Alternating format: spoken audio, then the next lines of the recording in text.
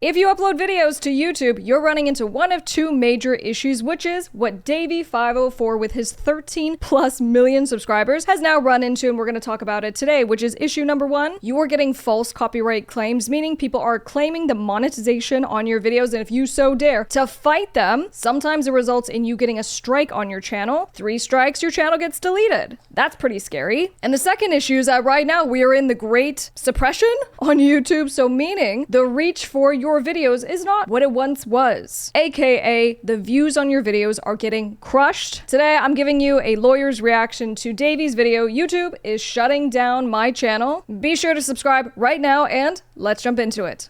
I've been making videos for the past 14 years and I constantly had to deal with so many problems on YouTube, and I've never made videos talking about them, but things are getting really out of hands recently. I get copyright claims on my videos pretty much every day, and I want to make one thing clear before we continue. I have no problem when the claim is legitimate. If I play a song that is not mine, I 100% agree the revenue of that video goes to the original writer of the song. No doubts about that. So the main reason for all these claims, if we're all just keeping it real, is monetization. Who gets to keep the revenue? So you, YouTuber, you have a video that you put up, someone else has now put a claim on your video saying that they deserve to take the monetization. Usually it's all the monetization. There can be shared monetization. But what we know is the case is that the problem happens if you try to dispute someone taking your monetization. What I'm talking about here are false copyright claims. Sometimes it's just YouTube making some mistakes, but other times they're actually malicious, meaning somebody actually is trying to steal the revenue from my video. Usually I just dispute these claims, and after a couple of days they're just gone because I'm right. But what pushed me to make this video is one recent claim that really blew my mind. So before he gets to his claim, I'll just say he mentioned about YouTube making mistakes, and there are automated YouTube claims through Content ID. I wonder if he's talking about that, but he did say that most of the time when he pushes back, he wins. And so what we do know is that stage 1 of the YouTube claim process is that you can just respond. There's no harm that comes to your channel by pushing back and saying, no, I don't believe you should be collecting the monetization. I think, for example, fair use applies. So he said he actually is usually successful at this stage, which is not what we often hear. And I gotta be honest, I get pretty aggressive just at this first stage on behalf of our clients when someone comes and falsely, fraudulently tries claiming their monetization, in basically being clear that if they do not withdraw their claim, we will be seeking additional legal action against them. So it's not like this nice, oh,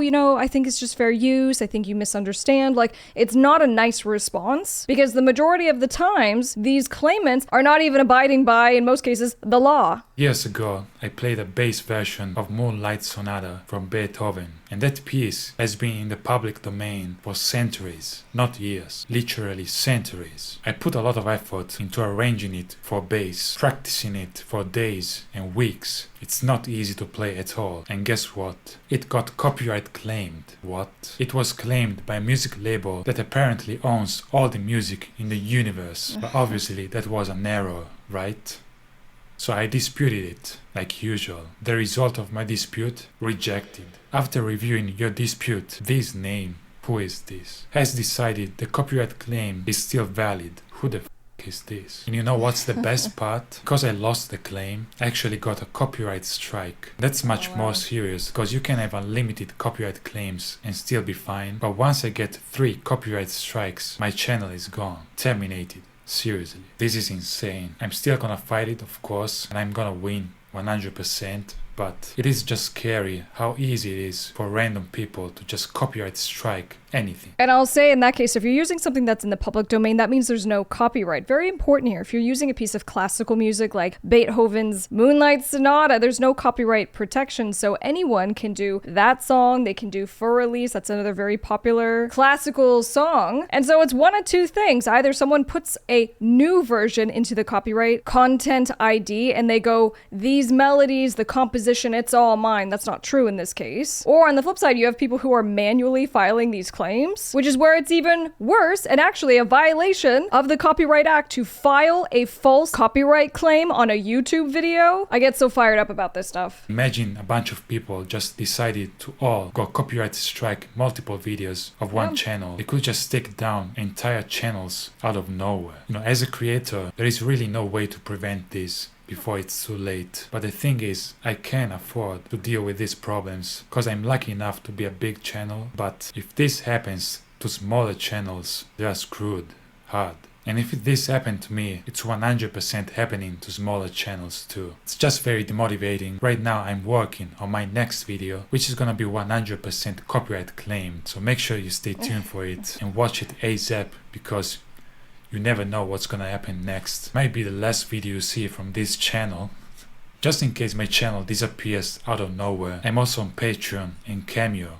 Yes, these are my plan B and C. And if these two fail as well, you're gonna find me on the streets playing bass. Also, it seems like YouTube is completely broken right now. Long videos seem to just not make views anymore. Oh yeah, we're gonna talk about that. Your poor YouTube channels, your poor YouTube videos. But I do like that he has kind of his contingency plan. He didn't mention a secondary YouTube channel. I see people doing secondary YouTube channels in case the first one gets deleted, but having a place that your fans can connect with you, buy from you, get updates in case one of your platforms disappears. It's such a scary variable where you're like, I built up my whole following on Instagram. Well, what happens if Instagram gets deleted one day? So this is where definitely take ownership over the email list, right? Build an email list with your followers so you can reach out to them, you can let them know when things are happening, but also if something terrible happens, like your YouTube channel gets deleted, you have control over your audience, meaning contact information to send them a little email. There are rumors about YouTube not counting views coming from adblock users, and it overall feels just random. There is no way to reliably make views for now. Like long form videos taking days and days to make, produce and publish, just flopping miserably, while short content that literally took me 5 minutes to make gets millions of views out of nowhere. You know, sometimes I think I know how to make videos, I know YouTube, but YouTube always surprises me. Nobody's safe here. And check this out. Let's see if you can spot what's broken here. 14 million views in the last 5 days. Guess how much I've made?